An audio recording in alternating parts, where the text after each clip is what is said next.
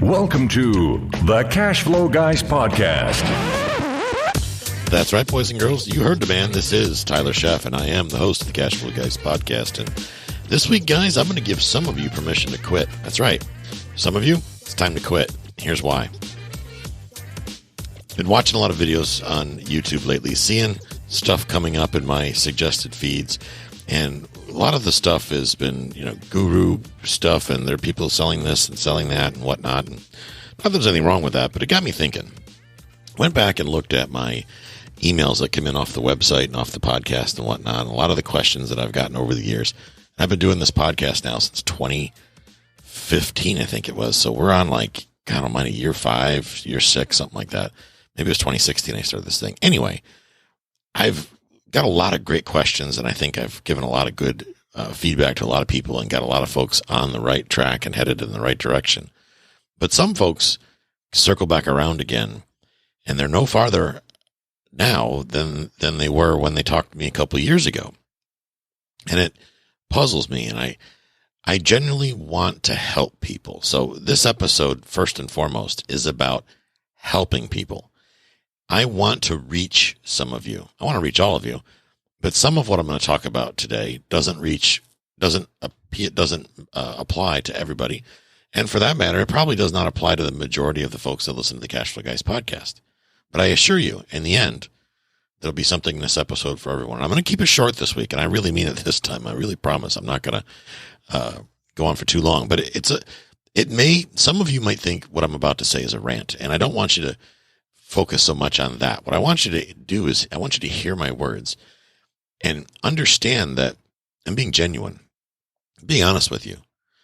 I'm not going to bullshit you. That's one of the reasons you listen to this show, is because you come here not to be told what you want to hear, but to be told facts, what it really takes to get it done, exactly what you need to do without any bullshit and fluff. We get right down to it. We roll up our sleeves, we get our hands dirty, and we make it happen. Now, I just been reminded in the last couple months of hard work, because I'll be honest with you guys, I retired a couple of years back. You guys know that I wasn't doing anything except for enjoying the fruits of my labor, right? We've bought cash flowing assets. We've got apartments. We got notes, short-term rentals. We got all kinds of stuff that's gone on over the years that spill off income. You guys listened to my episode a while back where I talked about how I earn my income, where my money comes from. So I haven't really needed to go out there and kill myself. I wanted to enjoy life, and that's what we did. But now I've got bigger goals. I want to accomplish more. I'm not done yet. So I'm rolling up my sleeves, and I'm getting back after it again. So I'm down here in Key West, rolling up my sleeves, out talking to people, looking at deals, chasing down realtors, chasing down sellers, building a team, hiring vendors, doing all this stuff, raising money, putting together a private placement memorandum for a Key West cash flow, working with a new partner, getting all kinds of stuff going. And I've forgotten how much work it is to put yourself out there, how exhausting it is to put yourself out there. But here's the thing, guys. I've been going through this the last couple of weeks.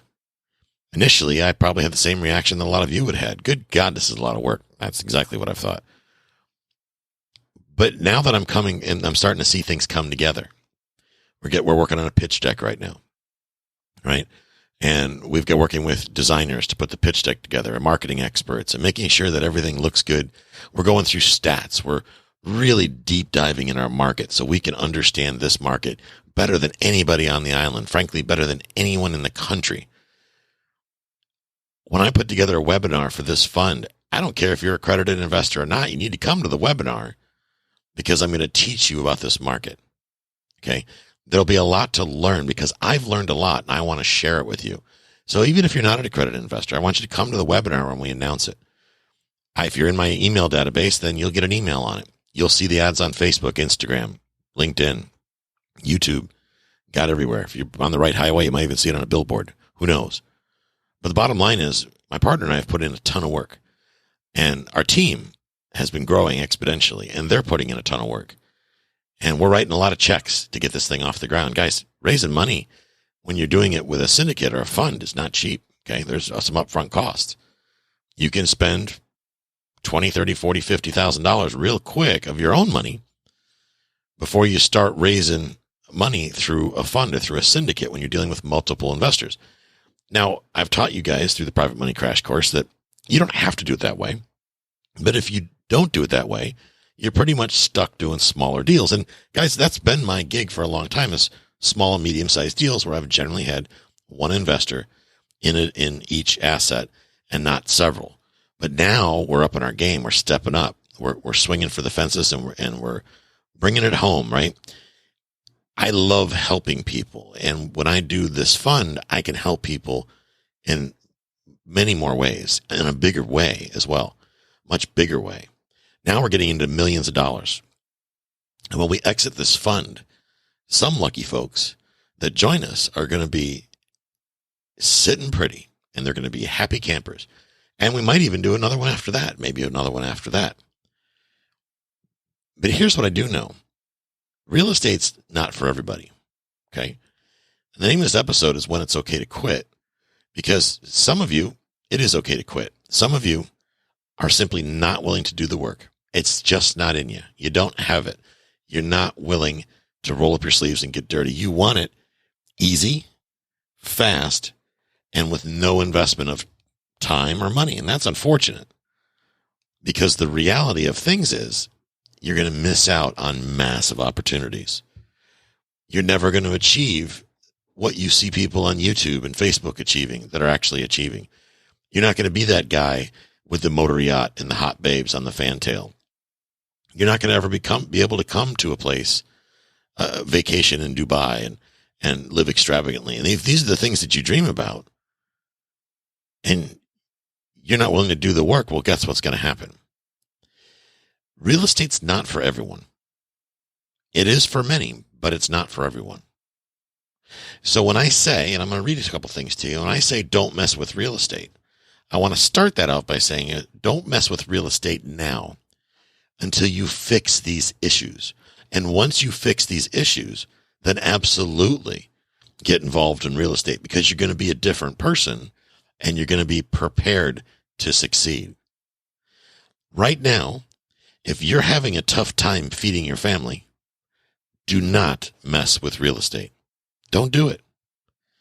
If you're having a tough time, you can't feed the kids, you can't feed your wife or your husband, you just don't have money to buy food, real estate, boys and girls, is not the answer.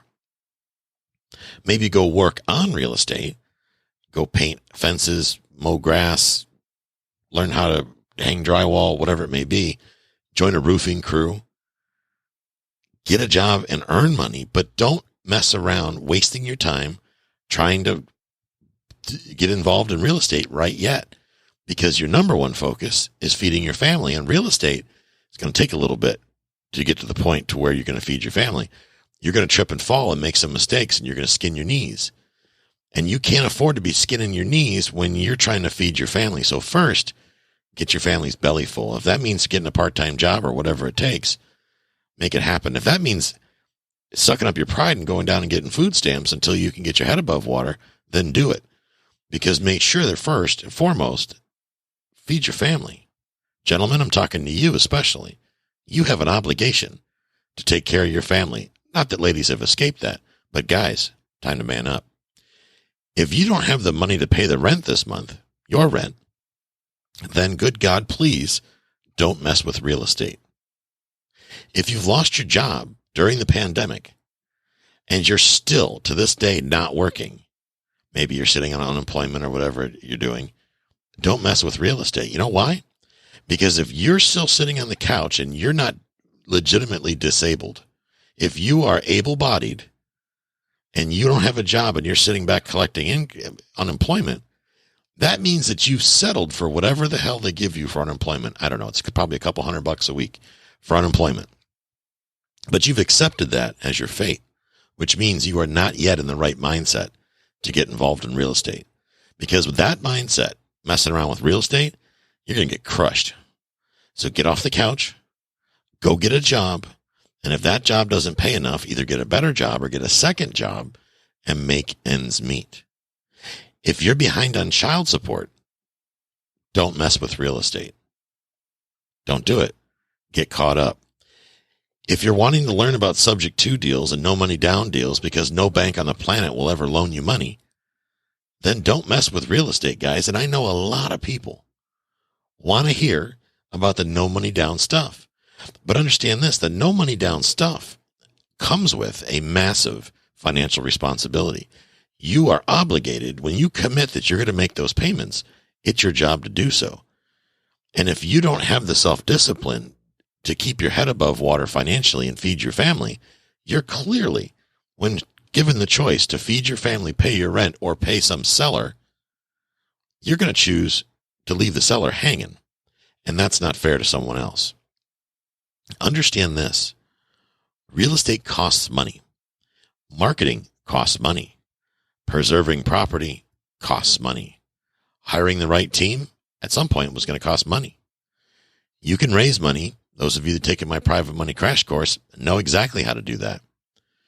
But if you don't first have financial discipline, you are very likely going to lose someone else's money. And I know for a lot of you, that's a big fear, and it's a legitimate fear.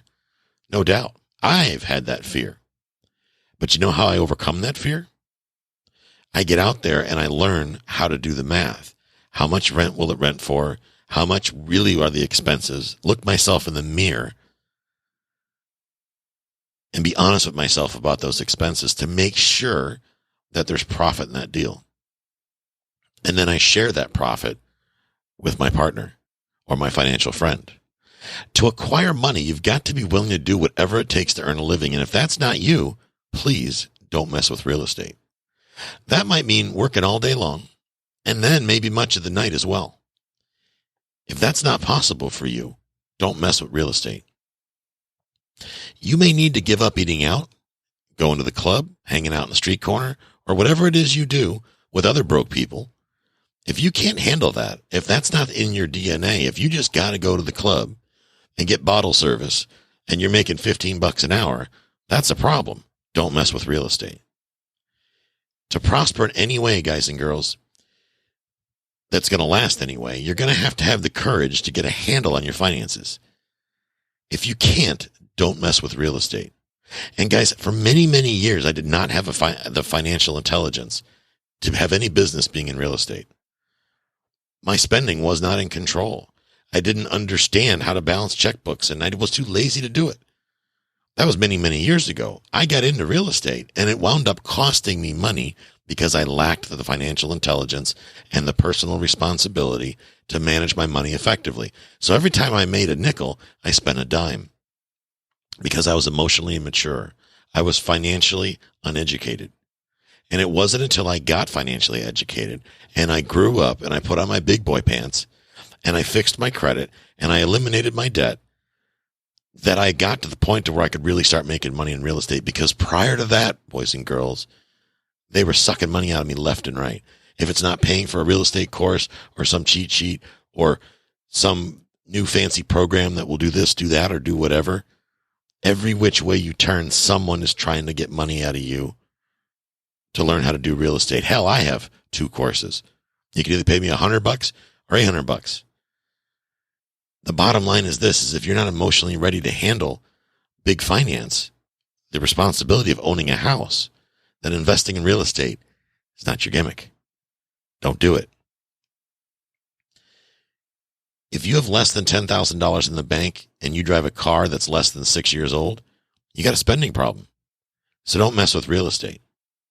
If you're renting a Lambo so you can take a picture of yourself in front of it to impress your friends, then you shouldn't be messing around with real estate. You should be figuring out how to own the Lambo. How much money does it take to make those payments? How many hours do you have to work? Or what value do you have to provide to the community to generate enough revenue to earn that Lambo? And if you're going to follow the rich dad, poor dad method, then what asset can you acquire that will spill off the cash flow to cover the monthly payments on the Lambo? And then you can go out and look like a hotshot all you want, guys. More power to you, as long as you have a cash flowing asset to pay for it. If you've got $20K in credit card debt and more than $20K in a retirement plan, you're broke. That's a fact. You're broke. Because if you are carrying credit card debt and you think your retirement plan is doing anything for you, it's not. You don't have a retirement plan. It might be earning a couple points here or there. Then the brokers are going to help themselves to those, whatever you do earn. And whatever's left over is going to get eroded by inflation, number one. And look at the Fed's finally talking about they're admitting there's such a thing as inflation. How about that? What the number is, who knows? But the bottom line is, if you're not earning probably around 5 or 6% on your money right now, on your retirement account, I mean a true net 5 or 6%, you're burning money. Okay? And if you're carrying credit card debt, I don't care if you're doing it for the points, whatever it may be, but if you're carrying balances month to month, over month, you're losing money. You're stealing from yourself. You're letting big business, Wall Street, the banks steal from you. So if you have to, stop contributing to the 401k, to the retirement plan. Take a minute, and that stockbroker can wait and get his Rolex next year. Divert 100% of what you've been dumping into your 401k into paying off your credit cards and eliminate that debt. If someone else you do not know and likely will never meet is controlling your retirement capital, you may not be broke yet, but I assure you, you're going to be broke very soon. Boys and girls, it's 2021. It's a great time. All kinds of stuff are going on. And there's also a lot of strife in the world. But we have to accept 100% responsibility for where we are in life right now. We have to look ourselves in the mirror, everybody, me included, and I've just gone through this, and that's why I found it powerful to share it with you this week. Look at yourself in the mirror and be honest. If you're not 100% where you want to be, this is the year to change it. Every one of you can pull that off. Every one of you can have an amazing year. Every one of you has the ability to wipe some, if not all, of your debt in 2021. Start fresh. Then get on board, get ready to make it happen, get out there, start talking to people, finding opportunity, learn the difference between what something rents for and what the bills are, and start cash flowing. This concludes today's episode. You don't have to wait till the next episode to learn to earn. Head over to cashflowguys.com and contact Tyler and his team for more powerful tips and ideas so you can start generating multiple streams of income and escape the rat race.